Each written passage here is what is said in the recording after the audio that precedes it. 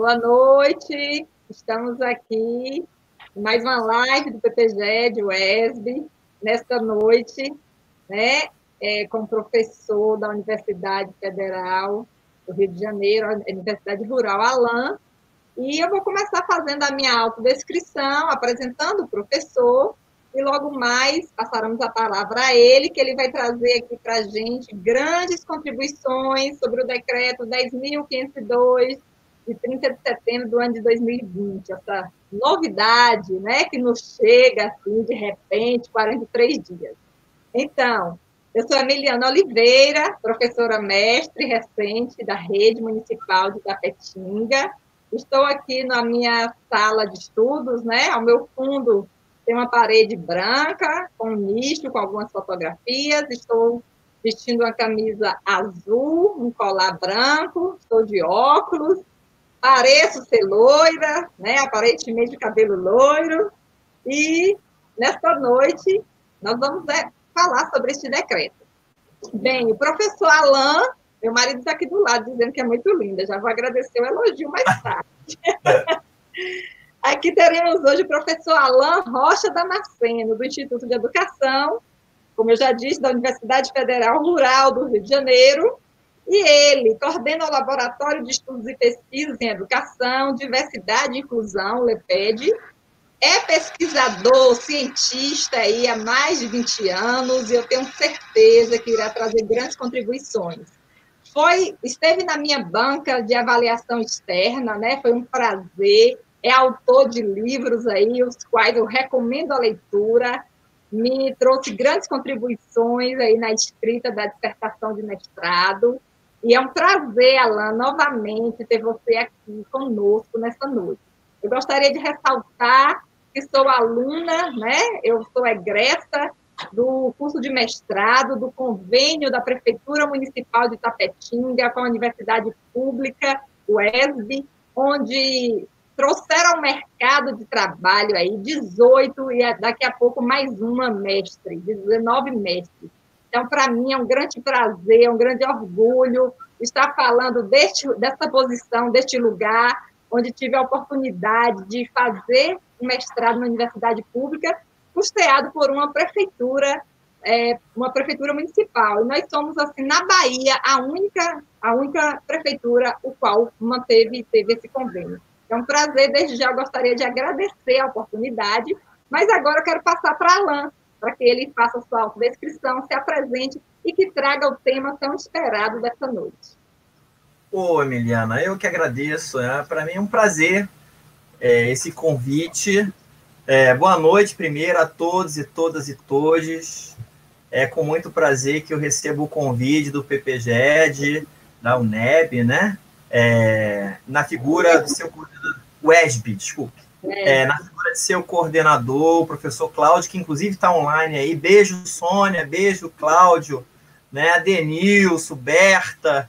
É bom demais de ver esse grupo tão querido de professores, pesquisadores, incansáveis, né, resilientes, resistentes, em prol de uma educação mais democrática, mais acolhedora e mais humana. Eu vou me autodescrever antes de efetivamente passar para as considerações iniciais, por entender que é fundamental para tornar esse espaço mais acessível para outros interlocutores com características diferenciadas, como, por exemplo, pessoas cegas. Então, Alain é um homem branco, de meia idade, bem branco, tá? Cabelos castanhos escuros, curtos, tenho sobrancelhas grossas, pretas, olhos castanhos, uso barba, uma barba baixinha, preta, mas empratecendo, com muitos fios brancos já.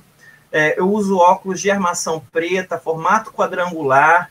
Nesse momento eu me encontro com uma camiseta de cor rosa clara, mas olhando assim, aparentemente parece branco, não contrasta muito, sabe? Fica parecendo branco, mas é um rosa bem clarinho.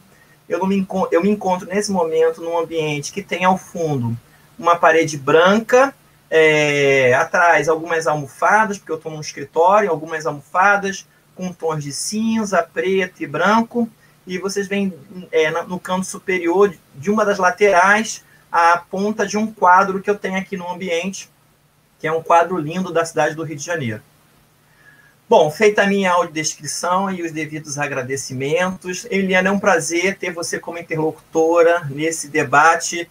Eu tive a honra, a Berta me deu esse presente de ter sido, né, privilegiado. Aprendi tanto com o seu trabalho de mestrado, um trabalho lindo sobre formação continuada de professores, que muito tem a nos ensinar sobre experiências de inclusão no âmbito da formação docente. É um mérito para o programa, é um mérito para a universidade, para a sua orientadora. Fico muito feliz de tê-la como a interlocutora nesse momento. É importante destacar para aqueles que nos ouvem e aquelas que nos ouvem, que esse vídeo depois, assincronamente, aqui no canal, ele terá legendas. Nesse momento, as legendas não são simultâneas, mas uma vez encerrada esse debate aqui ao vivo, no síncrono, né, o vídeo fica disponível para que possa ser assistido posteriormente com legendas do próprio YouTube. O YouTube não permite colocar sincronamente, mas depois, no assíncrono, você tem como assistir com a legenda, o que já é também um nível de acessibilidade para pessoas que demandem esse tipo de acesso ao debate via legenda. Bom, falar sobre esse decreto, Emiliana, que você, né, me trouxe uma provocação inicial, é falar sobre processos de inclusão e exclusão, que, como você me apresentou, é algo que eu venho investigando no âmbito da inclusão em educação há cerca de 20 anos, né? Só na Universidade Rural eu já estou completando, em breve, quase 15 anos como docente. Então, assim, pelo menos há 15 anos, no âmbito da Universidade Rural, eu venho trabalhando com processos de inclusão em educação. O laboratório que eu coordeno, que você mencionou, que é o Laboratório de Estudos e Pesquisas em Educação, Diversidade e Inclusão, ele tem diferentes núcleos de investigação. Um dos núcleos, coordenado por diferentes professores, né? Um núcleo que investiga a inclusão de populações em vulnerabilidade social, crianças mais pobres, crianças e jovens em conflito com a lei, enfim, é um cenário de vulnerabilidade. Tem um outro grupo, um outro núcleo, dentro do nosso grupo, que investiga processos de inclusão da população LGBTQIA+, e aí é coordenado por um professor amigo nosso, da área da psicologia, e tem um núcleo que eu coordeno, que é um núcleo de investigações sobre demandas específicas de aprendizagem, onde se destacam pessoas, né, com deficiências e, precisamente, o público-alvo de educação especial. Essa é uma modalidade que eu tenho investigado nos últimos 20 anos, embora, repito, as minhas pesquisas não se restringam a processos de inclusão do público-alvo de educação especial. Mas, sobretudo, eu tenho investigado processos de inclusão em educação do público-alvo da educação especial. Então, falar sobre essa política é revisitar a minha trajetória como pesquisador, porque há 20 anos eu venho, no mestrado, no doutorado, no pós-doutorado, eu venho investigando processos de inclusão do público-alvo da educação especial. Considerando que o público-alvo da educação especial ele também, né, é abrangente, que nesse grupo se caracterizam pessoas com deficiências, pessoas com transtornos globais do desenvolvimento e pessoas com altas habilidades de superação, precisamente eu tenho trabalhado com maior proximidade com pessoas com deficiências, tá? Não que eu não possa e não tenha dialogado com, por exemplo, alunos com autismo, que já estaria num cenário dos transtornos do espectro, né? Com altas habilidades, mas eu tenho trabalhado muito com a questão da pessoa com deficiência. E quando eu olho para esse decreto já nomeado, decreto da exclusão, assim ele tem sido chamado, decreto da exclusão, eu olho para os desafios que se agigantaram pelo menos nas últimas 2 décadas, no que se refere à inclusão desse público, do público-alvo da educação especial. E eu posso adiantar para você, os desafios sempre existiram. Para falar desse decreto, a gente precisa pensar, sobretudo, a trama, como eu tenho até um texto publicado, e é um texto bastante conhecido, a trama histórico-política da educação especial até a dimensão da educação inclusiva. E a gente não vai confundir educação especial e educação inclusiva. Isso é importante que seja dito. A educação especial é uma modalidade de ensino. E a educação inclusiva ela é um princípio. Ela não é uma modalidade. Quando fala-se de educação inclusiva, nós estamos falando sinonimicamente de democracia na escola e democratização na escola, ou seja, uma escola para todos e todas e todes, como eu costumo dizer. Então, nessa perspectiva, quando a gente pensa, né, a política de educação especial na perspectiva da educação inclusiva, que era a política que vigia até o decreto sancionado no dia 1º de outubro desse ano, porque ele foi apresentado no dia 30 de setembro e foi sancionado em Diário Oficial no dia 1º de outubro de 2020.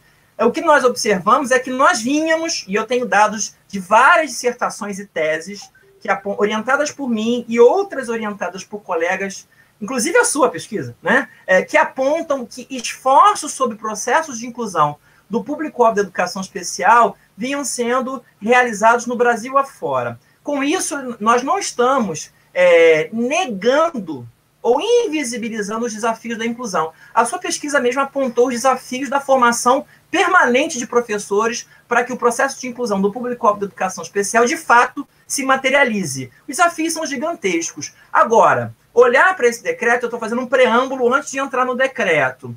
Eu estou tentando explicitar, Emiliana, por que ele tem sido chamado decreto da exclusão. Porque assim ele está nomeado por diferentes interlocutores. Ele é decreto da exclusão na medida em que ele considera como possibilidade algo que é inconstitucional, que pessoas com deficiência possam se escolarizar numa escola separada, que era a chamada escola especial, numa direção totalmente oposta dos esforços que nós temos feito nesse país, esforços que nós entendemos que precisam ser ampliados, que nós precisamos cada vez mais investir numa dimensão inclusiva, mas não vejo como solução, e não sou eu, né, apenas que trago essa narrativa, outros pesquisadores da área também trazem suas perspectivas de estudos científicos que apontam que não é pegando os alunos e colocando numa escola separada, como víamos na década de 70, na década de 80 do século passado,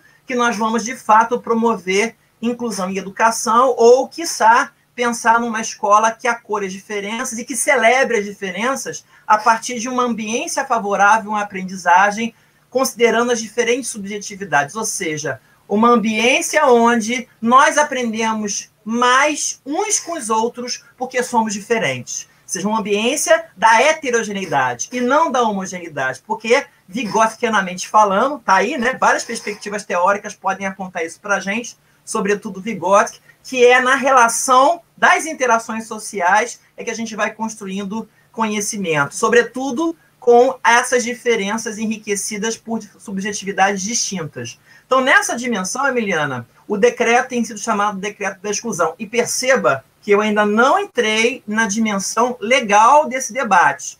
Eu estou apenas numa discussão pedagógica. Porque se eu for na discussão legal, o cenário é bastante, digamos, agravado em termos do que a gente tem observado institucionalmente. Mas pode falar, Emiliana. Sua fala aí me remete ao nosso saudosista, né, Paulo Freire. Tu diz que a inclusão acontece quando se aprende com as diferenças e não com as igualdades. Então, o que a gente vê, eu sei que você vai adentrar, mas principalmente na propaganda que a televisão traz agora, insistivamente, é que há essas igualdades, que agora cada um com seus pares iguais, cada qual no seu quadrado, por esse termo, que é o melhor, né? A gente vê justamente essa política aí de encontro àquilo que a gente acredita. Eu acredito que realmente essa inclusão ela vai acontecer quando os diferentes se encontram, quando os pares de diferentes espaços se encontram e quando a escola oportuniza esse aprendizado. Porque para acontecer a inclusão, realmente a escola precisa oportunizar. Mas o que a gente vê, a propaganda é tão forte, tão latente, é que cada um tem que ficar em seu lugar, porque os que se acham iguais, eles não estão conseguindo trazer para o seu meio os diferentes, né? Então, essa sua fala já nos traz, eu gostaria que você fizesse um comentário, inclusive com esse pensamento de Freire, quando ele diz que é com os diferentes que nós aprendemos e não com as nossas igualdades. Desculpa, então, eu fico pensando aqui o seguinte, nessa lógica do capital, quando a gente precisa qualificar muito algo, é porque esse algo tem qualidade duvidosa. Então, quando eu vejo, por exemplo, o movimento do Ministério da Educação em ficar insistentemente apresentando porque em vários horários, inclusive no horário nobre, né? Uma propaganda mostrando que as famílias e as pessoas com deficiência agora terão oportunidade, babá, eu percebo isso como um movimento de tentar convencer a opinião pública de algo que nem eles estão convencidos. Exatamente. Porque eu posso dizer para você algo que é para mim, substancial. A academia não participou de um debate sistematizado sobre essa política. Digo mais, nós temos o CONAD, que é o Conselho Nacional de Direitos da Pessoa com Deficiência, que também não participou desse debate. O CONAD foi convidado a participar de uma audiência pública, né, com a Secretaria de Modalidades Especializadas do MEC, depois que o decreto já tinha sido sancionado. Olha a gravidade disso. Um conselho que é representativo dos direitos das pessoas com deficiência não participou da produção dessa política, que é uma política que tem como objetivo incluir quem? Pessoas com deficiência. Que história é essa? Nada Se sobre nós. quer produzir uma política para pessoas com deficiência, o óbvio é que elas participem dessa construção. E não que depois que a política vira decreto e sai em diário oficial, a gente vai fazer uma audiência dando um ar de impressão de que estamos democratizando o debate. A democratização do debate deveria ter ocorrido na medida em que, por exemplo, associações científicas, a sociedade civil organizada, as universidades seriam convocadas para esse debate. Que festa é essa da inclusão? Que eu vou agora parafrasear o título do livro da jornalista, quem muito admiro, Cláudia Werneck. Quem cabe nesse todo da inclusão do MEC? O MEC sanciona um decreto que eles afirmam que está legitimado porque houve uma consultoria.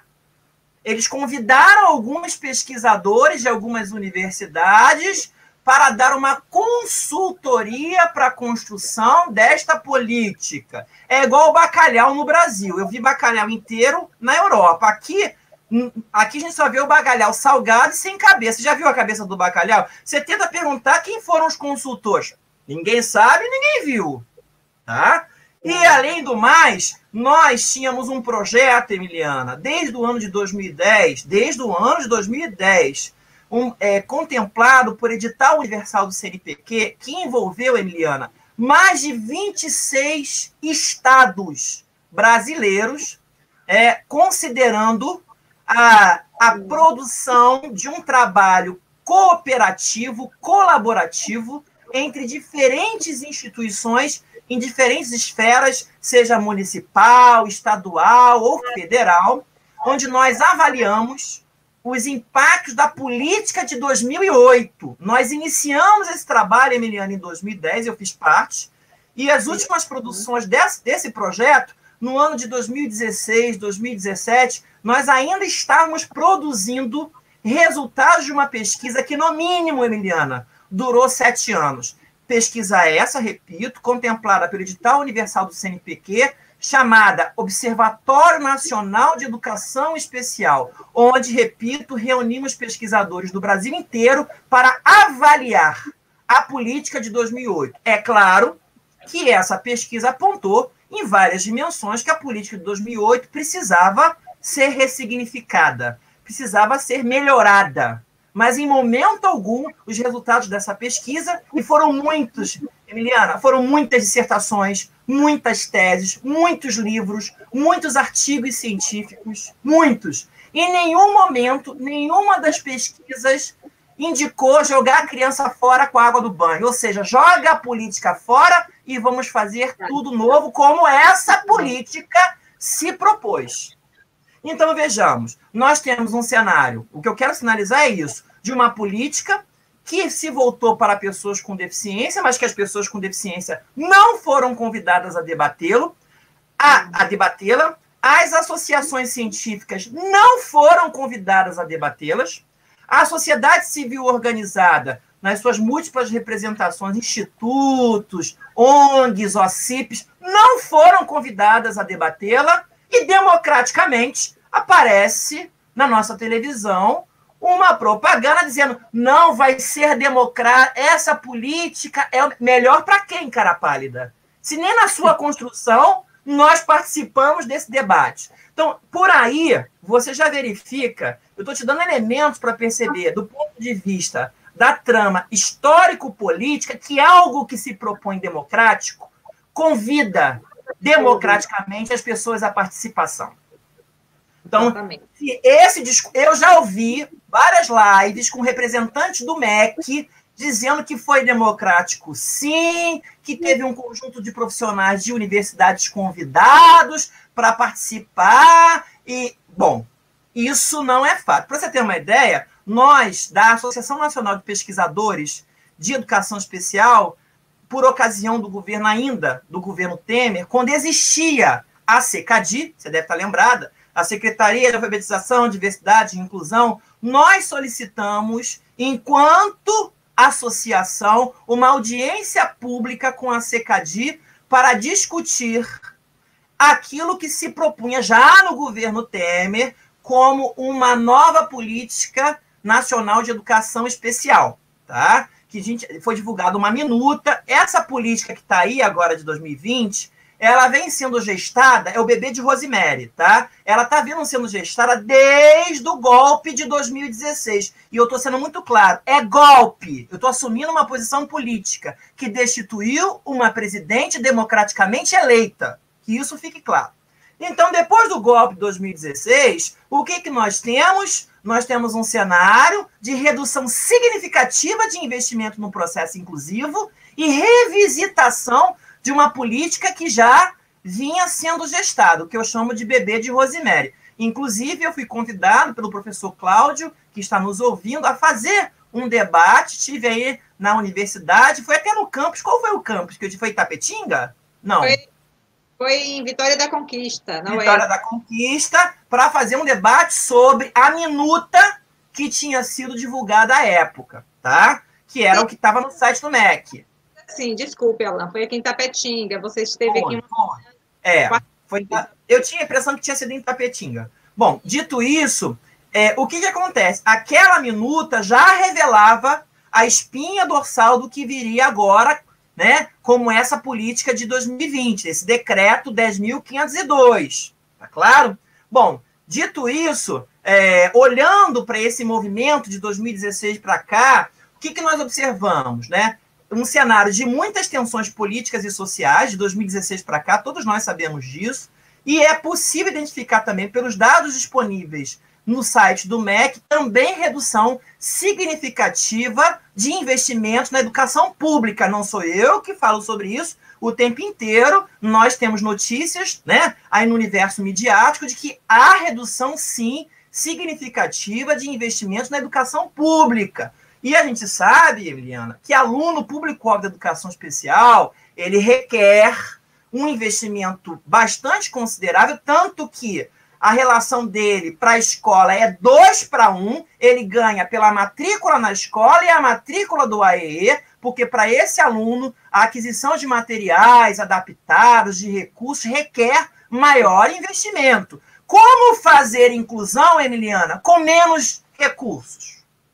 Então, perceba, houve um processo de sufocamento do processo inclusivo, enxugando recursos. Aí é muito fácil, Emiliana, chegar agora no ano de 2020 e apresentar uma propaganda dizendo, olha, temos a solução, tiramos o dinheiro da escola, pagamos mal os professores, não tornamos as escolas acessíveis, a solução é, pegue o seu filho e coloque numa escola separada. O MEC não fala isso.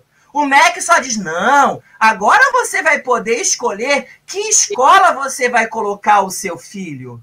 Mas o MEC não diz que todos os recursos, o sufocamento de recursos estrangulou o processo inclusivo. De maneira, né, que a escola está tão precarizada, os professores, de fato, tão assujeitados, tão precarizados, que as famílias podem se sentir confusas. Vejam só, as famílias se sentem, elas também são vítimas de um golpe midiático que tenta convencer a opinião pública com um vídeo muito pueril de que o melhor é colocar o filho numa escola separada. Aí eu digo para você, para que fizemos pesquisa durante 7, 8 anos apontando que a política de 2008, apesar de todas as suas limitações, ela transformou os sistemas de ensino, e o que nós precisamos agora, Emiliana, é avançar e não retroceder. Nós precisamos ampliar recursos, formar professores, equipar a escola, e não pegar o aluno que, com muitas dificuldades e desafios, vem sendo incluído, sem dúvida disso, numa escola regular, que, de maneira geral, vem se revelando inapta à diversidade, mas porém, contudo, todavia, o processo de inclusão, a contrapelo, beigianamente falando, vem acontecendo. O que a gente faz? Diz para a família que o melhor é voltar para a escola especial, porque lá a escola está mais preparada. E aí, quando você vai olhar para o documento, está aqui o documento da política, sabe qual é a previsão para onde vai esse dinheiro? É dinheiro público, Emiliana, indo para a instituição privada. Porque quem vai fazer esse atendimento não é a escola pública, Emiliana, é a instituição privada. Então, ao invés de pegarmos os recursos públicos e aplicarmos esses recursos na qualificação dos professores, na melhoria da escola pública, o dinheiro vai para a instituição filantrópica, que de filantrópica só tem o nome, tá claro? E isso é importante que a gente diga.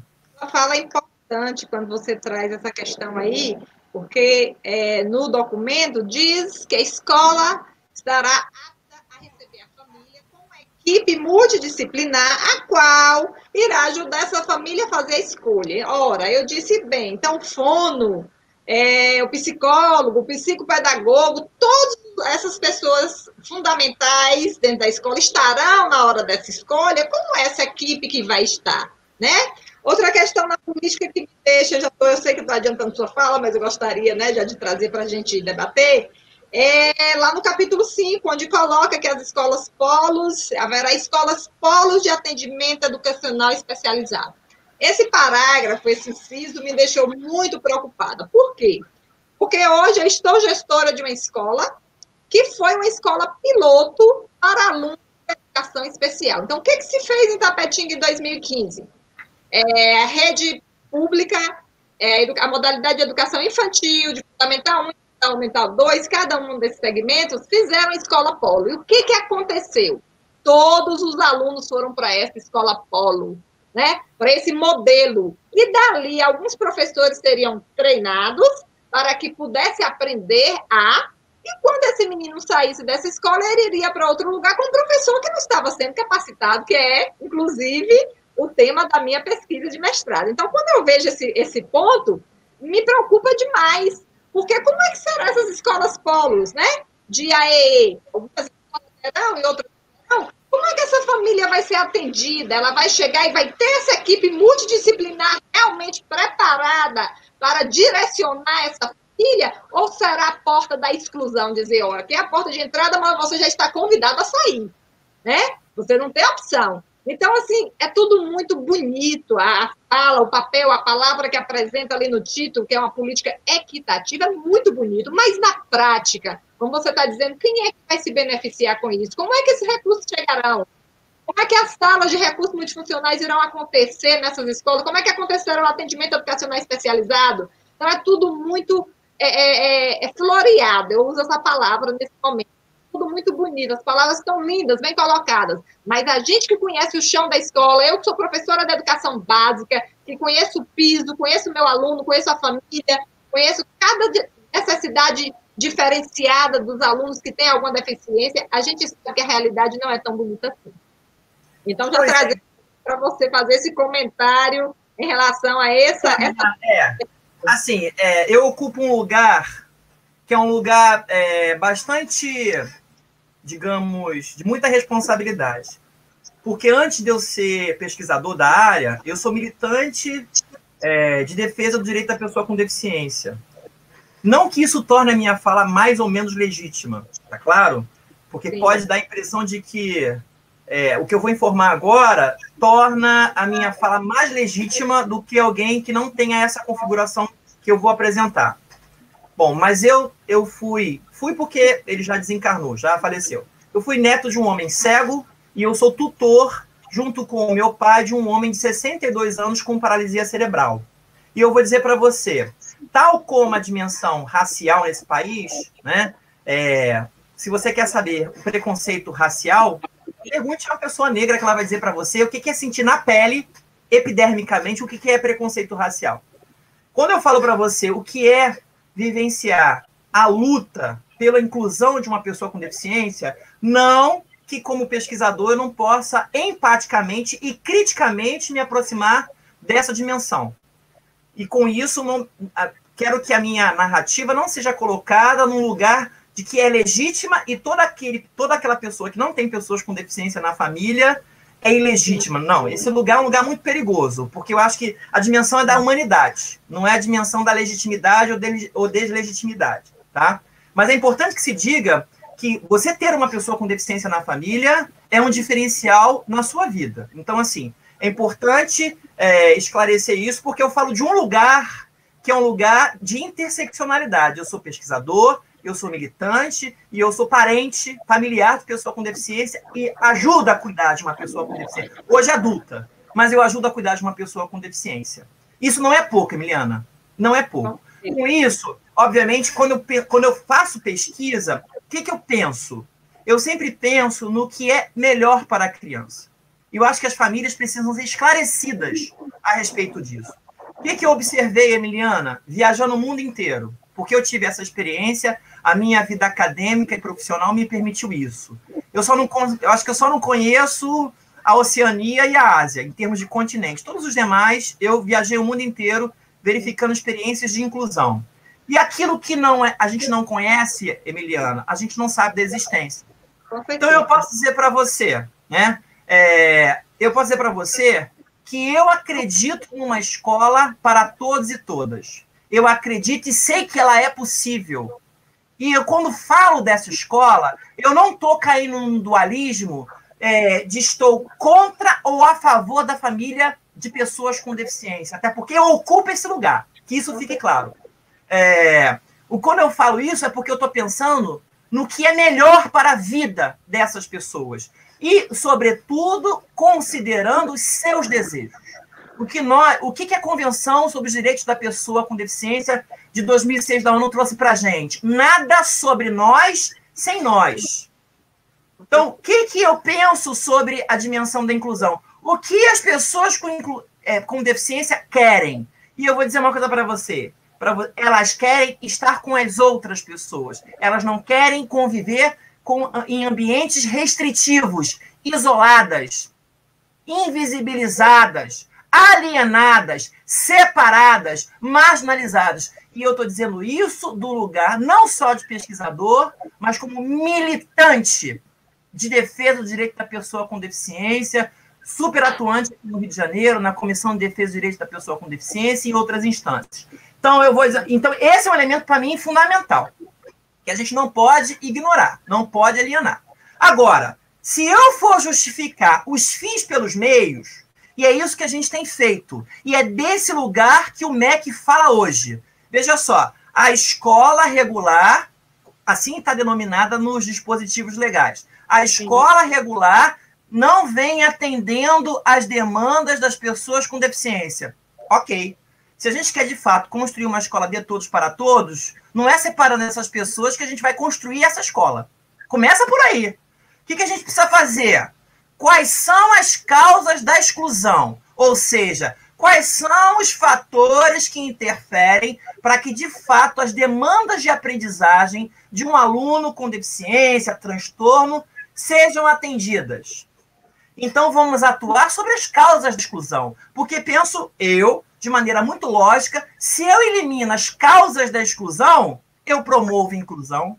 O que a gente quer fazer é o seguinte: numa política criada em 2008, com 12 anos de política, que isso fique claro, o que é muito pouco tempo para quem estuda política educacional e história da educação, sabe do que eu estou falando, com investimentos que se reduziram drasticamente nos últimos 4 anos, a gente quer apresentar uma fórmula mágica. A fórmula mágica é o seguinte: deixa a família escolher. Escolher o quê?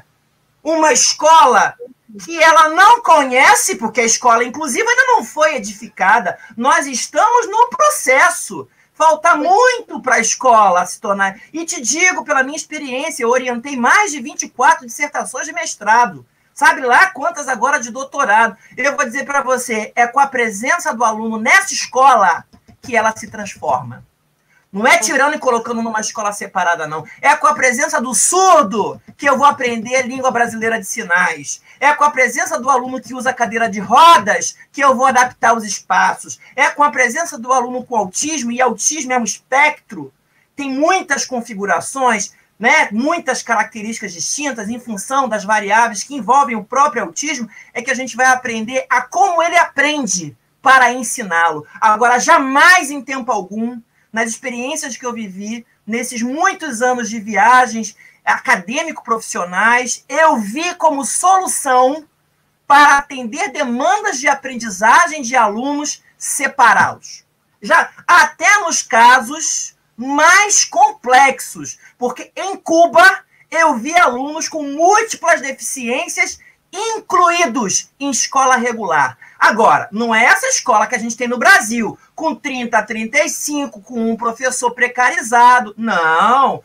Então, o que a gente precisa pensar? O que a educação especial tem feito com a gente, Emiliana? A educação especial tem mostrado algo muito cruel, que a escola brasileira, de maneira geral, Emiliana, ela é inapta à diversidade. Ela trabalha com perspectivas idealizadas de aluno, de formação, de metodologias de trabalho. O que a gente precisa fazer é mudar a maneira como a escola opera. Enquanto a gente não muda a escola, nós insistimos numa forma de ensinar que, no meu entendimento, não vem atendendo às demandas de aprendizagem nem de estudantes que não são público-alvo de educação especial. Quanto mais aqueles que apresentem configurações específicas de aprendizagem. E isso que eu tenho identificado com as pesquisas. Então, é muito cruel, além de inconstitucional, porque é importante que seja dito isso, o direito à educação é um direito inalienável e intransferível da criança.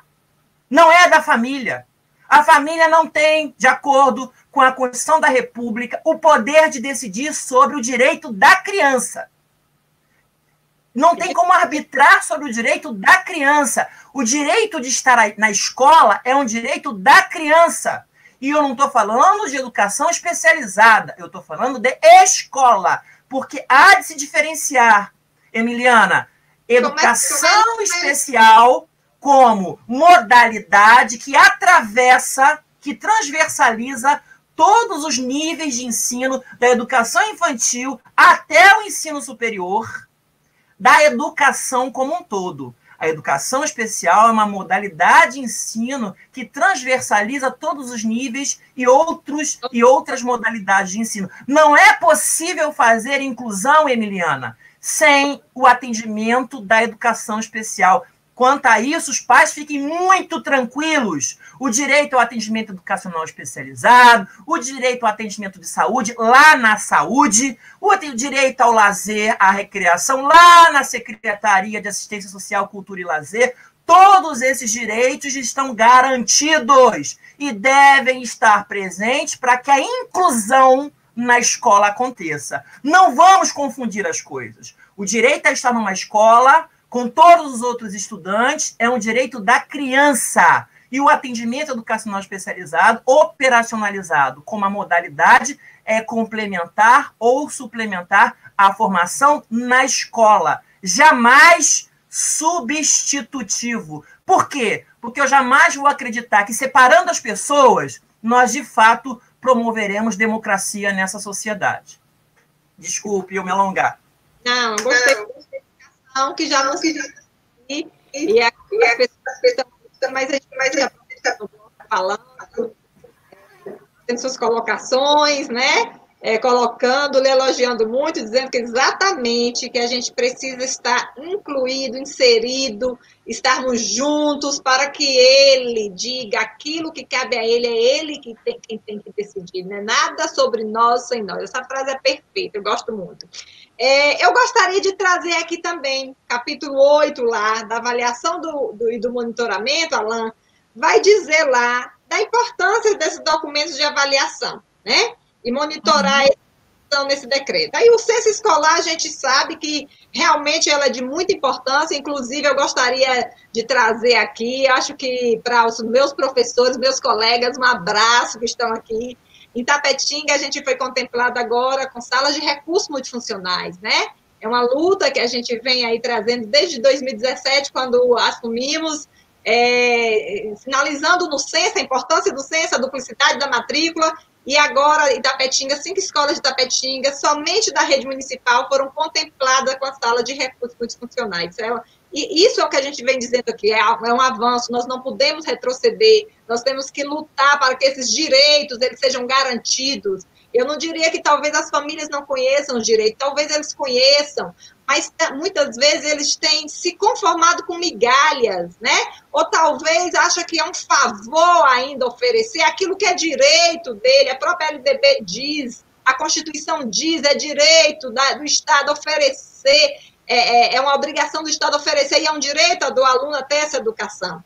E aí, voltando aqui para o capítulo 8 do decreto, está dizendo lá da importância desses processos de monitoramento e avaliação. O censo, como eu disse, é importante, mas aí me traz no ponto 2, né, inciso aí, o Exame Nacional do Ensino Médio. Aí eu já trago uma pergunta aqui para você. Eu sei que é direito, que ele tem esse direito e vai ser monitorado através de... Mas como chegar ao ensino médio se a fila, se a desistência ela é enorme, Alain? A gente sabe, eu conheço ali, na minha escola, eu falo minha escola porque eu me sinto parte dela, é como você disse, quando a gente vive dentro do processo, que a gente conhece, que a gente faz parte histórica dessa história da educação especial, a gente parte disso. Então, eu vejo ali muitas famílias já não vislumbrarem o futuro, acharem que frequentar para se enturmar já está muito bom, né? E aí o sonho se esvair ali. Não, meu filho não vai chegar à rede, ao ensino médio. Ele não vai chegar às universidades públicas ou privadas, mas ele não vai chegar porque ele desiste. Então, como é que vai dar esse direito se ele não vai ter acesso? Muitos desistem no percurso. Como é que essa questão aqui do Enem, ele diz aqui no monitoramento, é uma das questões da avaliação. Como é que vai ser feita essa avaliação? Se muitos não terão a oportunidade de chegarem a... Pois é, assim, eu acho que para chegar a essa discussão tem que ter uma discussão anterior. O decreto é frágil, né? O decreto é muito frágil nas suas proposições, né? Não sou eu que estou dizendo apenas como pesquisador do campo da política educacional, mas se você colocar aí na internet, no Google agora, manifestos contra o decreto, chovem manifestações, notas de repúdio, muitas análises na internet. O que eu quero finalizar é o seguinte, eu fiz o meu pós-doutoramento na Universidade Federal do Paraná, que foi a primeira universidade no Brasil a promover inclusão no ensino superior de estudantes com deficiências. Então, no meu mestrado, eu fiz uma trajetória parecida com a sua. Quem sabe você vai também por ela, né, Emiliana? No mestrado, eu investiguei formação de professores. Aí eu trabalhei numa escola de ensino fundamental.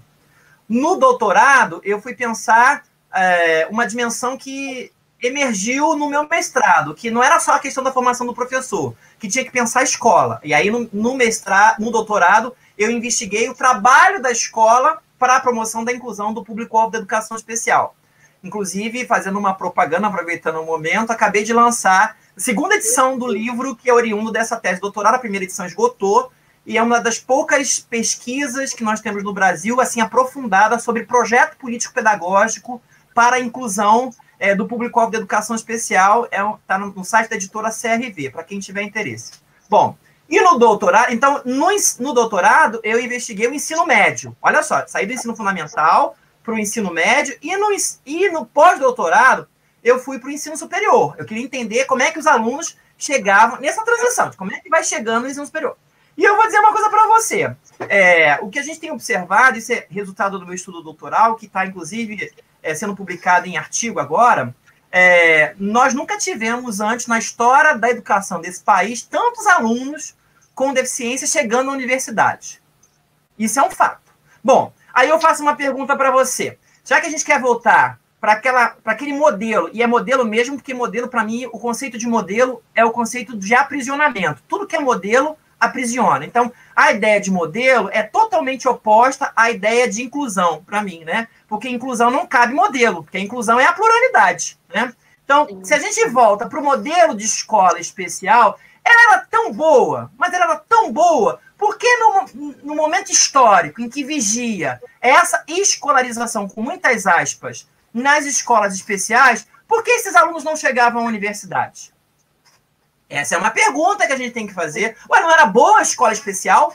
Era tão boa que os alunos não conseguiam ascender a outros níveis e etapas da escolarização? Que coisa é essa tão boa que os alunos não avançam? Percebe? Então, ou seja, nos últimos anos, né, o que nós conseguimos? Eu estou com dados do INEP aqui em mãos. 87% de estudantes com deficiência nos últimos anos estavam matriculados nas escolas.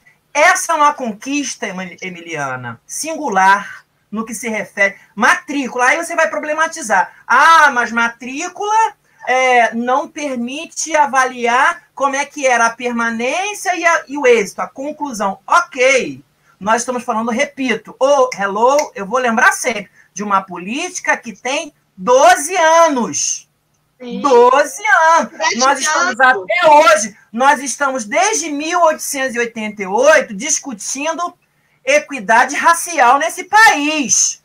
E a gente quer que a inclusão da pessoa com deficiência aconteça em 12 anos? Por favor, vamos botar o pé na realidade e sair do campo das idealizações, gente.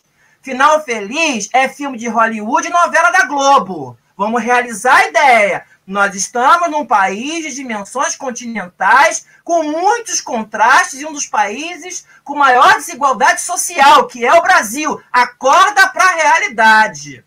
Analisa o fenômeno contextualmente. Não dá para olhar para a inclusão da pessoa com deficiência sem olhar para a realidade país, histórica e política que nós temos.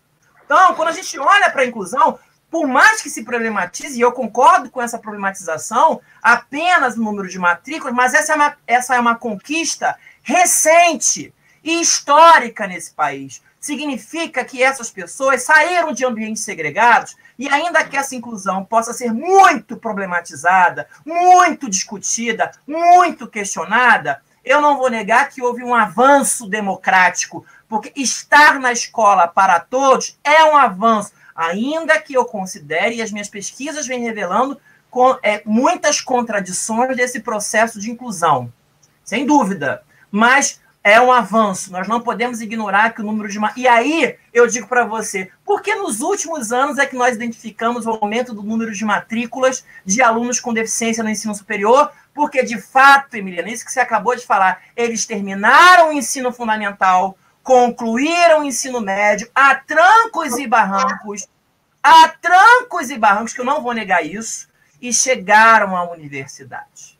E eu digo para você, representatividade, Emiliana, é tudo. Se você quer uma sociedade melhor, tem que ter pessoa com deficiência em qualquer lugar da sociedade, porque os potenciais humanos estão aí, são distintos. A pessoa com deficiência tem o direito de estar onde ela quiser, na política, na universidade, em qualquer lugar. E por isso que a gente fala de equiparar oportunidades, é criar condições de...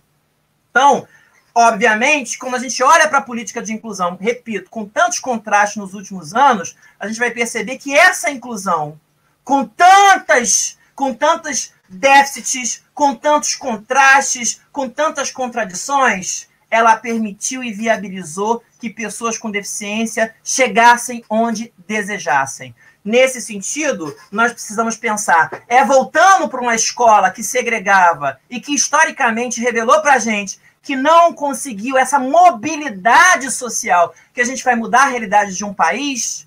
Na verdade, eu olho para esse decreto, Emiliana, dentro de um conjunto de ações reacionariamente antidemocráticas nesse país, que, para mim, repito, não está isolado. Quando eu olho para esse governo e olho para as suas ramificações no campo do meio ambiente, no campo da saúde, no campo da educação, nós observamos, indubitavelmente, movimentos contrários à democracia, à participação, à construção coletiva e colaborativa. Então, olhar para esse decreto não me assusta. Agora, eu jamais poderia, porque temos 10 minutos ainda, eu jamais poderia estar nessa live sem mencionar aqui, Emiliana, independente do que você tem aí como pauta para me perguntar, a nota da Ordem dos Advogados do Brasil, assinada pelo presidente da OAB, onde ele diz, o advogado, doutor Felipe Santa Cruz, que ele diz o seguinte, lá já nos finalmente da nota oficial da Ordem dos Advogados do Brasil, e eu não vou mencionar todas as notas que eu tenho aqui, não, porque eu só te mostrar a quantidade de papel que eu tenho aqui, de notas, mas eu vou te apresentar uma nota que eu considerei fundamental para esse debate, porque independente do retrocesso educacional e pedagógico, que é indiscutível nesse decreto, chamado por muitos de decreto da exclusão, e está posta a inconstitucionalidade desse decreto. E eu espero que em algum momento seja julgado no âmbito do STF e que seja revogado, porque está aqui, lá nos finalmente da nota do doutor Felipe Santa Cruz, presidente da OAB. Logo, considerando a existência de conflito normativo dessa monta, não há dúvidas de que deve prevalecer a norma mais benéfica à pessoa com deficiência por inteligência do artigo 121 da Lei 13.146 de 2015, que é a Lei Brasileira de Inclusão. Nesse caso, os fatos e evidências deixam claro que a inclusão das pessoas com deficiência em igualdade de condições e oportunidades com os demais indivíduos será sempre mais benéfica do que qualquer política que não contemple todos os alunos da escola regular de forma isonômica.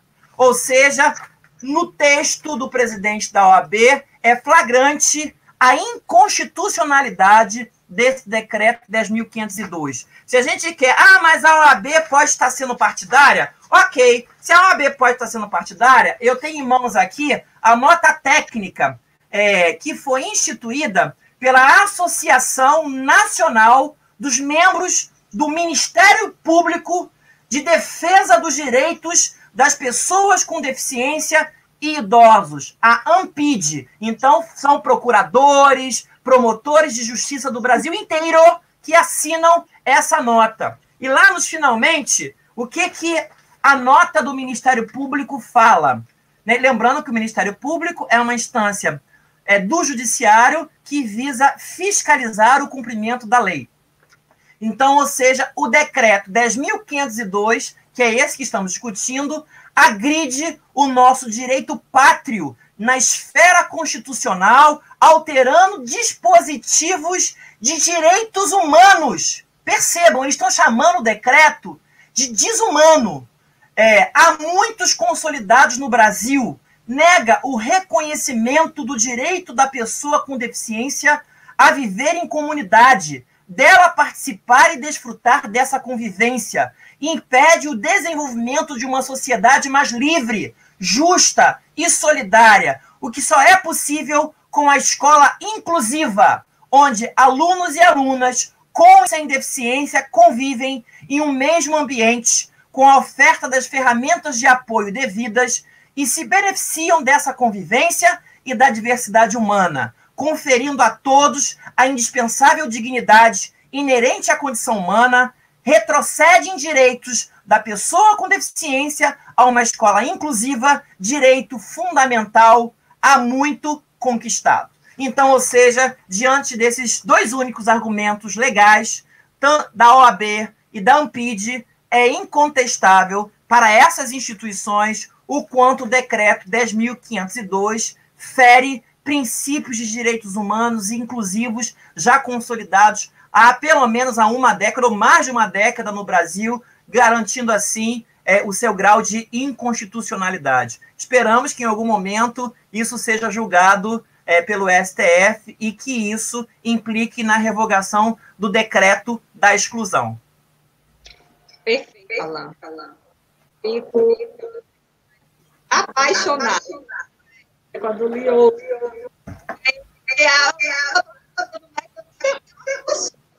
Para evidenciar muita coisa que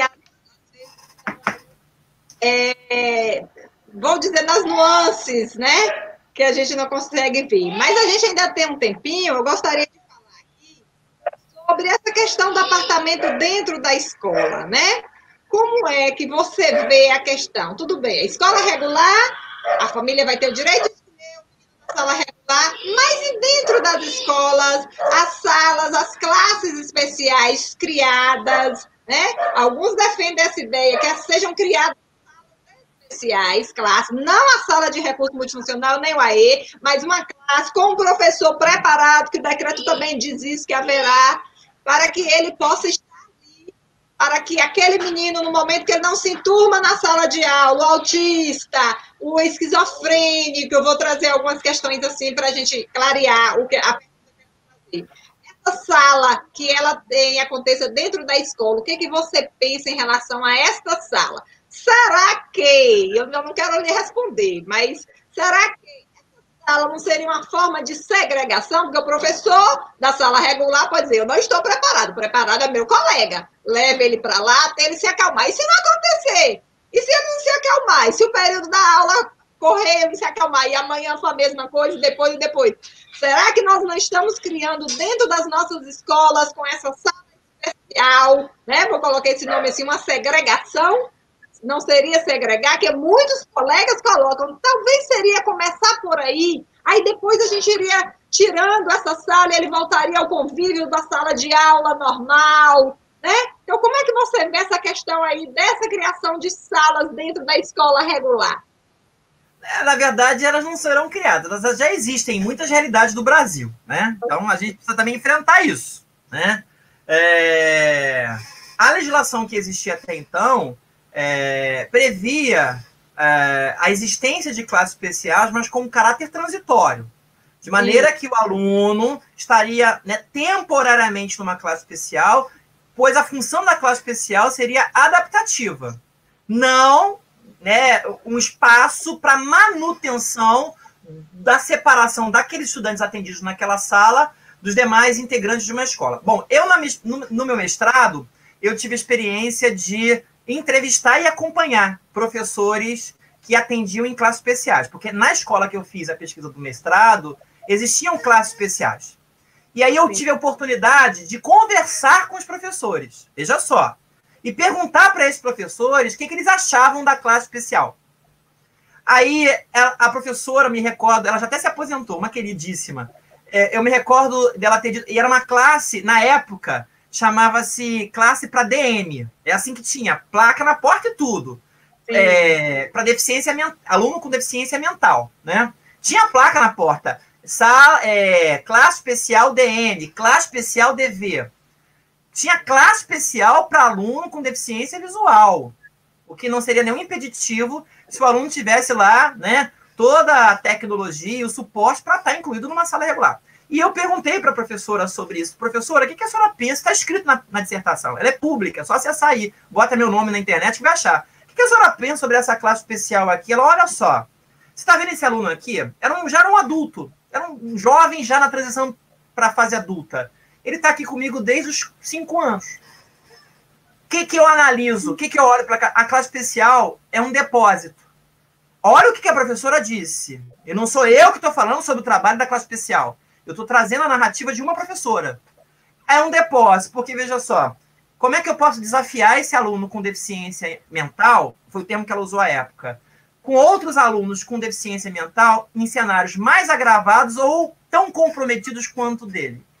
Ele só vai se desafiar se ele conviver com outras pessoas que não tenham tanto comprometimento cognitivo e de maneira que nessa interação ele consiga aprender outras coisas, o que ele não consegue fazer com quem tem comprometimentos cognitivos da mesma ordem, ou mais agravados. Palavras da professora. Dito isso, eu acho que a gente começa a pensar, então, qual é a função da classe especial. Nessa escola, e eu acompanhei a escola por um ano, eu ia para a escola semanalmente, os alunos, o recreio deles era num horário diferente, tudo deles era num horário diferente, é como se eles fossem os intocáveis. quando os alunos passavam na porta, os alunos sem deficiência, passavam na porta da sala de aula, eles se interessavam pelos equipamentos. Era uma sala com muitos recursos iconográficos, imagéticos, era uma sala com muito brinquedo, com muito material didático, pedagógico, que a professora, inclusive, produzia. Era uma sala atrativa, visualmente falando. Os alunos sem deficiência passavam na porta da sala e olhavam para dentro da sala como se eles estivessem assistindo algo, assim, sabe, assim, sobrenatural. E isso é revelador. Perceba, eu estou trazendo para você empiria, dados de uma pesquisa que eu realizei, não foi um orientando meu. Eu realizei essa pesquisa e eu vi isso acontecer. Então, com base nisso, eu acho que a gente tem alguns elementos para pensar qual é a função de uma classe especial. Para que é a classe especial? Mas se o argumento for, porque os professores da classe especial estão mais preparados, então nós precisamos revisitar a formação de professores, como você apresentou na sua pesquisa. Por que, então, não vamos criar condições para que todos os professores se sintam desafiados a ensinar alunos com uma diversidade cognitiva, por exemplo, ou com diferenças outras sensoriais, motoras, até porque essa idealização de sala e de escola é algo que está só no discurso. Porque se você tiver 35 pessoas numa sala, Emiliana, os 35 aprendem de forma diferente. Com certeza. Então, ou seja, gente, vamos sair desse lugar, por favor, de que só quando um aluno com deficiência está na sala de aula, ou aquele aluno que apresenta uma demanda específica de aprendizagem mais gritante, é que ali está posto o desafio. O desafio para todos os educadores e professores está posto cotidianamente. É reinventar-se na docência. Esse é o desafio. Precisamos pensar formas de ser e estar no mundo, numa sociedade onde a tecnologia está aí. Olha aqui a gente promovendo esse debate por uma plataforma na internet. Ou seja, os desafios estão postos. Vamos sair do campo da idealização, de que não é porque o aluno com deficiência não está na sala de aula, nós podemos ensinar sempre da mesma forma, usando os mesmos recursos e etc. Nós, infelizmente, eu como professor universitário, Emiliana, eu tenho que assumir a meia-culpa da universidade. A universidade ainda, né, forma professores para uma escola idealizada. Não é a escola das diferenças, onde, se a gente tem como centralidade, freudianamente falando, como ponto de partida o interesse dos nossos alunos e o ponto de chegada, certamente nós teríamos muito mais condições de pensar uma escola para as diferenças e pensando as diferenças como algo desafiador para pensar novas praxes docentes. É desse lugar que a gente tem que pensar, no meu entendimento. O desafio está posto para cada um, para cada uma. E isso não perceba, não é algo que está dado, é algo que é construído e solidariamente. Precisa aprender muito com quem já caminhou. E talvez aqui a acolá possa ensinar alguém alguns passos que já tinha dado com segurança. Eu quero essa fala sua com uma página da minha dissertação aqui, que traz um pesquisador que, quando eu ler aqui, você vai reconhecer. Enquanto os professores não se libertarem da autoinculpável menoridade, pouco será possível avançar no que diz respeito à formação docente, para a efetivação da inclusão escolar de estudantes deficientes da rede regular de ensino. Alain Damasceno. Gostei muito da parte do seu livro que trazia isso, eu trago aqui para a nossa reflexão. Alain tem muitas perguntas, mas eu sei que não vai dar tempo responder a todas, mas eu gostaria de trazer aqui de Adriana Souza, que diz assim: a inclusão da pessoa com esquizofrenia é um assunto pouco discutido. Qual é a sua opinião em relação às políticas públicas de inclusão direcionada para esse público? Tem outros aqui, mas eu vou trazer a de Adriana. Então, Adriana, a esquizofrenia não é uma deficiência. E isso é importante que seja dito, né? Uma coisa é a deficiência intelectual. A esquizofrenia, ela é um cenário das patologias, ou seja, ela é uma doença mental. Né? Então, assim, de maneira geral, o que a gente tem identificado, por exemplo, eu dei aula para um menino com esquizofrenia, tá? E logo no início da minha carreira, imagina, recém-aprovado em concurso, começando numa escola, eu tive experiências muito interessantes que penso que contribuíram de sobremaneira para eu me tornar o educador que me tornei. Mas é importante a gente esclarecer que as doenças mentais, elas não são uma deficiência intelectual. Os desafios são outros. Até para a gente não...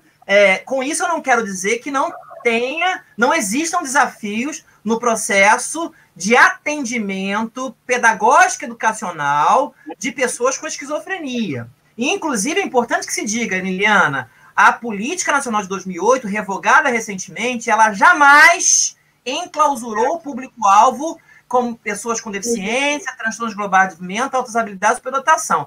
A política disse que era o grupo prioritário, não exclusivo de atendimento. Ou seja, se um aluno com esquizofrenia tem uma demanda de aprendizagem, como outros alunos com outros quadros psicológicos apresentam demandas de aprendizagem, a escola deverá apresentar respostas a essas demandas. Então, assim, as minhas pesquisas, eu confesso que eu não tenho encontrado nos municípios com os quais eu tenho trabalhado, nas realidades de investigação, estudantes com esquizofrenia sendo atendidos pelo atendimento educacional especializado ou qualquer outro tipo de atendimento. Não tem encontrado. Acho que, inclusive, essa seria uma pesquisa para a Adriana muito interessante que ela poderia desenvolver. E se ela encontrar referências, eu sou uma pessoa facilzinha de ser contactada, né? É só me mandar textos que eu gostaria até de ler esses textos e trocar com ela sobre essas experiências. Mas eu não tenho encontrado nas minhas experiências de investigação estudantes com esquizofrenia sendo atendidos via atendimento educacional especializado, embora não estivesse inviabilizado para esses alunos, ou quaisquer outros alunos, como alunos com dislexia, descalculia, outros transtornos de outras ordens que não psicológicas. Mas eu não tenho encontrado. Quando eu encontro a AE, é para aluno com deficiência mesmo, com aluno com autismo, né, transtorno do espectro do autismo, e raramente eu encontro pouquíssimos alunos sendo atendidos com alunos com altas habilidades de superdotação, que é um outro debate, né? A gente está falando do aluno que tem lá uma condição, uma diversidade cognitiva, onde ele tem um quociente de inteligência, né, acima da média, e que também, de maneira geral, está invisibilizado na escola. Então, mas as minhas pesquisas vêm revelando atendimento para alunos com deficiências e autismo, de maneira geral. Repito, e alunos com esquizofrenia não tem encontrado em pesquisa. Então, não posso falar de uma realidade que eu não tenho encontrado. Ok. Alan, nós temos ainda algum tempo, creio que a Denise está por aí, mas temos algum tempo. E, assim, o meu trabalho, ele é direcionado, ele fala dessa formação continuada de professores, e a queixa, né, o que eu ouvi nos meses de pesquisa, de escuta, dos professores de vários segmentos, educação infantil, ensino médio, o ensino médio também, mesmo que não estava no centro da pesquisa, mas também ouvi os pares, trabalho com ensino médio na rede estadual, aqui em Tapetinga, ouvi do Fundamental 1, do Fundamental 2, que o professor ele não foi preparado na graduação ele não tem esse preparo, isso me angustia muito, porque eu me coloco nesse cenário. Eu encontrando uma barreira, eu digo, eu não fui preparado eu não sei a língua de sinais, eu não sei fazer a audiodescrição, o audiovisual não é algo que eu domino, então a gente continua esbarrando nessas barreiras que não foi preparado e que a gente não sabe fazer acontecer a educação verdadeiramente, incluir verdadeiramente esse aluno que é o público-alvo da educação especial, o aluno PAE, nas nossas escolas. Então, a gente um tempo, eu creio que é um discurso que não cabe mais a nós educadores, né? Não cabe. A gente tem aí a formação continuada, eu falo dessa formação, a inicial e a continuada, a gente tem oportunidades, muitas de estar buscando, mas a gente sabe também que o investimento das políticas públicas, ela é fundamental, eu não posso, e eu ouvi muito isso também dos professores entrevistados, como é que você tem feito essa formação continuada? Ele diz, eu faço um curso à parte, eu pago uma pós-graduação, eu estou buscando esse recurso. Quando que essa providência deveria ser dada pelo poder público, né?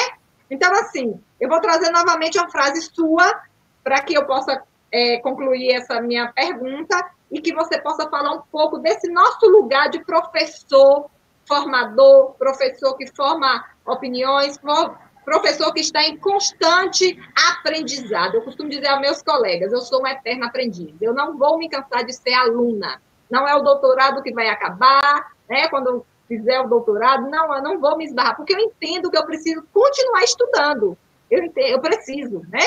Então, você diz assim, cruzar os braços à espera das soluções para os problemas enfrentados na realidade escolar de cada um não é o caminho mais viável.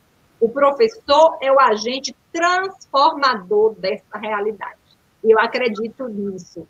Hoje eu posso te dizer, sinceramente, que eu acredito que realmente parte de mim enquanto ser esse agente transformador. É claro que eu preciso de oportunidades mas se a cada barreira, a cada dificuldade, eu simplesmente cruzar os braços, essa inclusão, essa educação não vai acontecer, ela vai ficar justamente como a gente escuta, apenas nos discursos, apenas do portão para fora da escola, ela não vai existir no chão da escola e nós vamos ser os coitados, as vítimas, as pessoas que acreditam que possa, mas não faz para que essa realidade aconteça. Então, eu gostaria que você falasse para nós, para mim, enquanto professor dessa realidade, que preciso ter essa formação continuada, que preciso continuar buscando, que precisa me ser também oportunizado esse momento de formação. Entendi. Então, estou pensando aqui, você me fez, vou até botar um copo d'água aqui, que eu já bebi uma garrafa de água. Então, eu estou pensativo aqui, porque assim, primeiro eu vou falar sobre o papel da universidade. Eu acho que é bacana começar desse lugar, né? Porque eu sou professor, formador na Universidade Rural há 14, daqui a pouco 15 anos. Atuando nos cursos de licenciatura, pedagogia, psicologia. Recentemente estou ministrando disciplinas para o curso de psicologia, a convite lá do departamento de psicologia. Então, assim, eu tenho pensado muito sobre os desafios da formação. E eu vou dizer uma coisa para você, de maneira geral, tá? No meu entendimento, está esgotada a formação de professores. Eu falo isso com bases científicas, tá? Não é um achismo, não. Inclusive, eu tenho uma orientanda minha de doutorado, a Patrícia, que se estiver ouvindo a gente, beijo, Paty. Que o grupo de pesquisa é um grupo bem atuante, né? Deve ter uma galera aí do grupo de pesquisa aí. A Patrícia está fazendo uma pesquisa de doutorado muito interessante. Eu lancei um desafio para ela. Ela é uma queridíssima. Foi minha aluna de iniciação científica, depois fui minha mestrando e hoje é minha doutoranda. E ela assumiu um desafio bacana que eu apresentei para ela, da gente pensar que formação tem sido possível. E eu vou dizer uma coisa para você, assim, no meu entendimento, há um esgotamento da formação de professores, considerando a concepção de escola que nós temos. Primeiro, porque aí eu volto para a questão da escola, porque se eu vou falar de formação, eu estou falando de professor. O que é o professor? É o profissional da escola. Então, falar do profissional da escola, tem que falar da escola. Não dá para falar. Se eu quero pensar no professor, eu tenho que pensar que escola eu tenho, que escola eu quero. E a partir desse diálogo, da escola que eu tenho para a escola que eu quero, é que eu vou pensar em quem vai atuar nela. Porque é ela que vai apontar para mim direcionamentos dessa formação. E eu vou dizer uma coisa para você. Uma escola que está aí secularmente e que já revela seu esgotamento em termos de formação mesmo, né? Essa coisa de você pensar uma sala de aula com 35, 40, 45 alunos, com um professor que fica ali verborragicamente apresentando um conceito, né, que morranianamente seria: qual é o paradigma da escola contemporânea? É a cabeça cheia ou é a cabeça bem feita? Ou seja, o que o Mohan está fazendo com a gente? É o que você faz com o conhecimento que você tem. Veja o menino aí que acabou de ganhar 100 mil reais de uma empresa aí do exterior, porque resolveu um problema que nem a empresa conseguia resolver. Nesse campo de software, etc., um problema do Windows, algo dessa ordem. Eu fiquei tão impressionado com aquilo, e eu fico pensando quantos talentos não tem na escola, e essa escola formata esses talentos. Por quê? Porque os professores entendem como formação apenas restritivamente aquela concepção de docência que eles assumiram e que eles vivenciaram na universidade. Eu digo que a universidade ela tem dado uma lição que é faça o que eu mando, mas não faça o que eu faço. Porque, veja só, eu fui professor de didática há muitos anos na universidade, e eu vou dizer uma coisa para você: se os professores de didática falam para os seus alunos serem criativos, de usarem diferentes estratégias metodológicas, de inovarem, de considerarem diferentes formas de apropriação. Um é mais sinestésico, o outro é mais auditivo, o outro é mais visual. Por que, então, os professores de didática sempre dão as mesmas aulas da mesma forma? Inclusive, às vezes, usando os mesmos slides.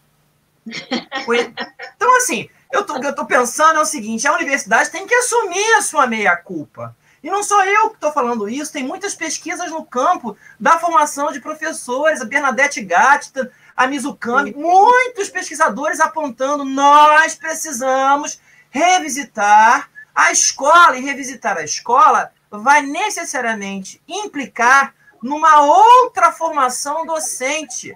O que a gente quer fazer é um movimento, né, que me parece que não tem surtido muito efeito, que é falar para o professor o que ele deve fazer, mas que a universidade não faz. A universidade tem que ser... O professor tem que trabalhar com a multitransdisciplinaridade, com a interculturalidade, com currículos que são empacotados. A minha universidade, por exemplo, eu que sou professor do curso de Educação do Campo, nós temos problemas seríssimos para a universidade reconhecer que tem um curso que tem tempo universidade e tempo comunidade. Tem professor na minha universidade que acha que no tempo comunidade, que eu digo para você, Emiliana, é o momento que eu mais trabalho, que é quando eu pego tudo aquilo que eu ensinei para os meus alunos no tempo universidade e vou para campo, junto com eles, construir e ressignificar. Tem professor que diz o seguinte, esse curso de Educação do Campo é muito bom, porque tem você só dá aula 2 meses, os outros 2 meses você fica de férias. Eu ouço um troço desse, tem uma síncope. É o momento que eu mais trabalho, indo para campo com os meus alunos. Então, ou seja, a própria universidade tem um discurso, né, e uma prática que é completamente oposta a isso. Isso só para mostrar para você, para trazer empiricamente alguns dados que estão presentes na minha realidade, que mostram que a universidade precisa revisitar sua concepção de formação. Se nós insistirmos numa concepção de formação que é completamente desintonizada do momento em que vivemos, e se olharmos, por exemplo, para a tecnologia como algo, né, que se opõe à possibilidade de construção e significação de conhecimentos, se olharmos para a tecnologia não como um fim em si mesmo, mas como um meio, a gente repotencializa a formação docente e ressignifica o trabalho da escola. Agora, é muita ingenuidade nossa acreditarmos que o aluno, por exemplo, como já foi feito na minha aula, eu dando uma aula sobre autismo, eu sou professor de educação especial, um aluno acessou a Nature e falou assim, acabei de olhar aqui na internet e já tem uns artigos publicando eventuais apontamentos para a causa do autismo, no meio da aula. O conhecimento estava mais atualizado do que o meu slide. Olha só! E aí eu vou olhar para isso aqui como algo que se opõe à construção do conhecimento, que é, por exemplo, o que esse momento da pandemia poderá nos revelar, que a tecnologia poderá ser uma potente ferramenta na construção do conhecimento, vejamos esse momento que nós estamos aqui, ou ela poderá jamais, em momento algum, substituir o humano, porque a tecnologia só existe porque existe o humano, para utilizá-la. Então, essa é uma dimensão que a gente precisa pensar. E eu acho que nessa direção que você está apontando, pensar a escola vai apontar para a gente pensar a formação de professores. E eu não tenho visto esse movimento. Então, para mim, a universidade se revela ainda segregadora, idealizadora, homogeneizadora nas suas formas de ser, estar e pensar a formação docente. Eu digo para você que os alunos começam a problematizar isso, na minha experiência, repito, estou tendo todo o cuidado de apontar o lugar que eu estou falando, na minha experiência, quando eles vão para o mestrado e para o doutorado, aí eles começam a pensar essas questões. O que não deveria, me parece, ser tão tardio. Na própria graduação, isso poderia ser feito. Então, ou seja, como pensar numa escola que acolhe as diferenças, mas que os alunos saem dessa formação de professores com uma concepção idealizada de aprendizagem e de escolarização. Minha filha, aí o problema não é da educação especial. O problema é que o professor não consegue perceber que o desafio de educar na paradiversidade está presente em qualquer contexto de sala de aula. Simplesmente porque todos nós somos diferentes e, por sermos diferentes, temos diferentes ritmos, estilos, tempos de aprendizagem. Isso é algo que a gente precisa entender. Se a gente não entende isso, a gente continua insistindo em algo que me parece que já revelou que o seu esgotamento.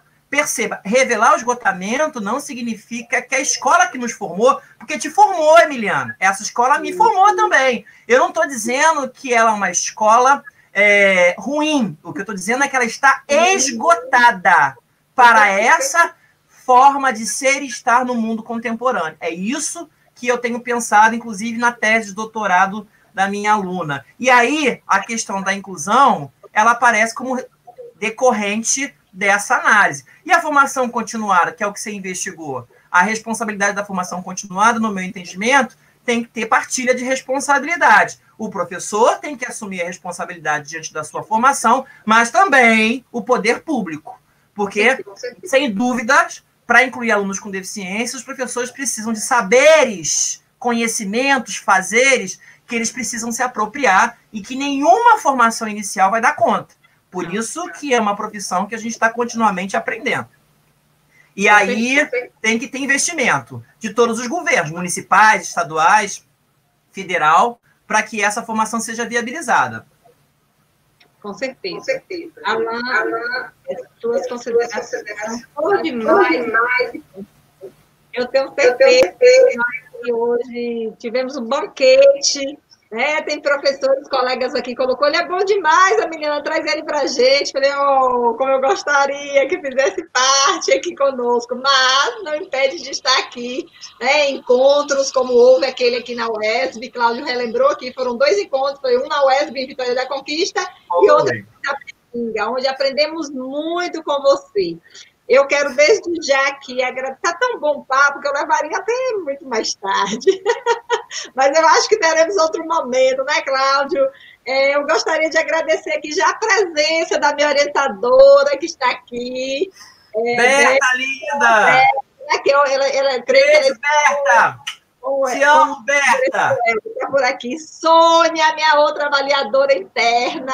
Sônia, linda! Soninha, te ter aqui essa noite. Suas considerações foram por demais importantes aqui. Aline Ramos, minha conterrânea, que hoje atua lá no Campus 12 da UNEB de Guanambi, também está por aqui. Professora Leila Mororó, professor Cláudio.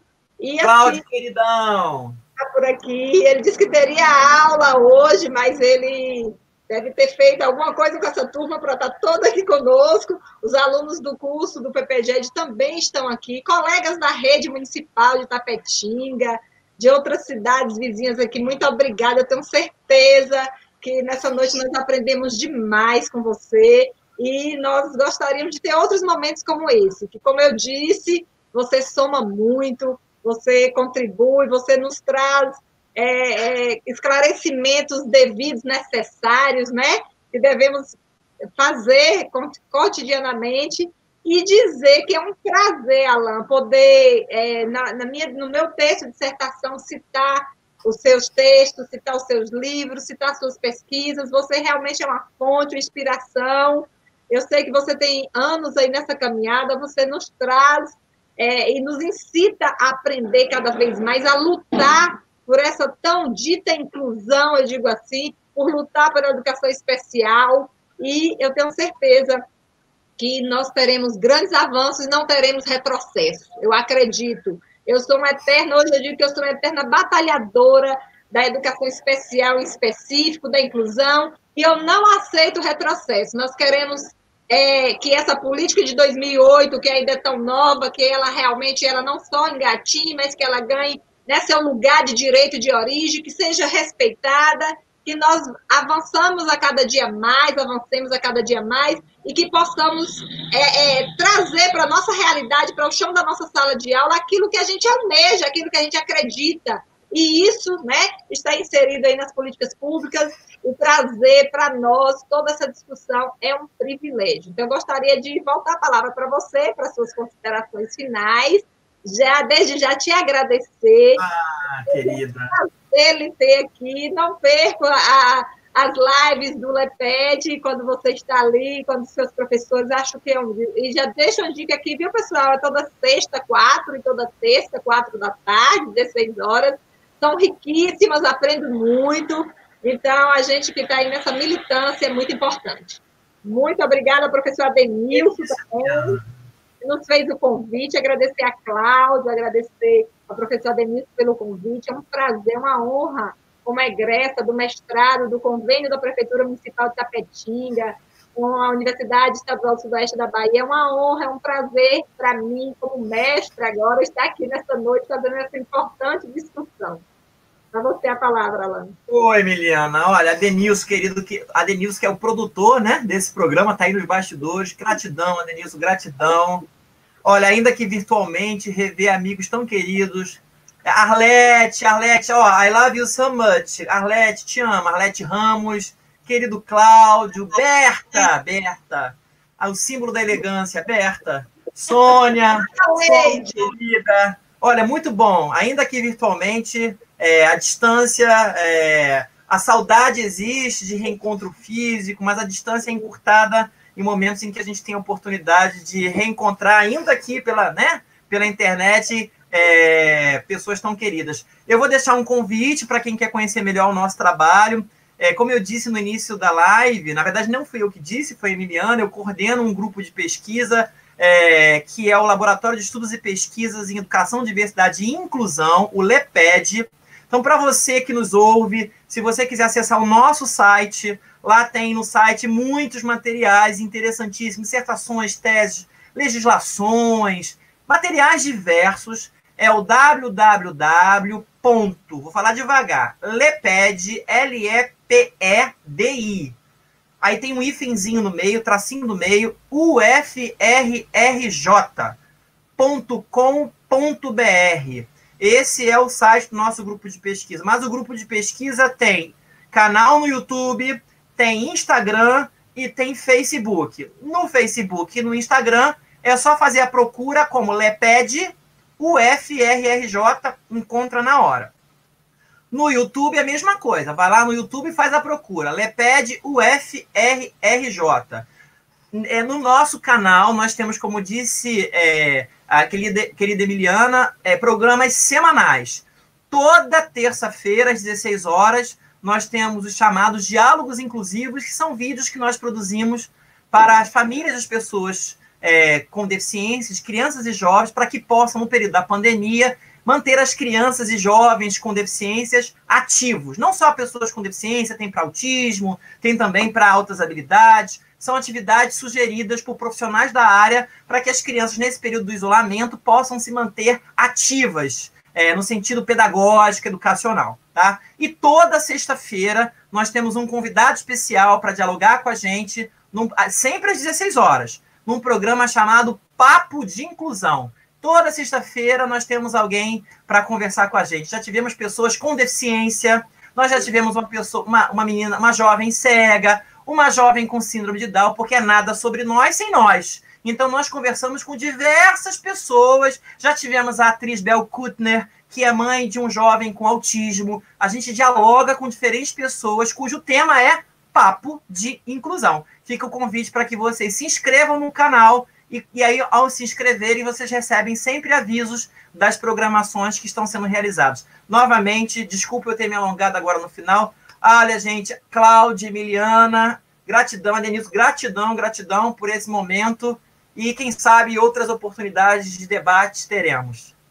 Com certeza, com certeza. Muito obrigada. Quero registrar aqui a presença dos meus apoiadores ali no Augusto Carvalho, Josi, são pessoas fantásticas, Alan, fazem no dia a dia, trabalham com meninos autistas, são fantásticos. Marlene, minha colega de mestrado, minha companheira de subida Marçal, minha colega de Anagé, Marilda Brito, muito obrigada pela presença, e outros tantos colegas que estão aqui. Se tiver essa relação toda, a noite inteira. Mas muito obrigada, mais uma vez, Alan, é um prazer te ouvir. E a gente quer você mais vezes aqui nas lives do PPGED, queremos você mais vezes aqui em Tapetinga, para traçarmos mesmo aí as discussões, para te ouvir, né, para discutir. Suas ideias são magníficas, eu gosto demais de dialogar com você, porque, como disse, aprendo muito. Muito obrigada, Cláudio, mais uma vez. Arlete, um beijão. Vi que você está por aqui também. Arlete é aí da universidade. Muito obrigada, professora Arlete. Bom te ver por aqui. Muito obrigada, Alain. Um beijo. Beijo, gente. Ó, beijão. Até breve. Beijo.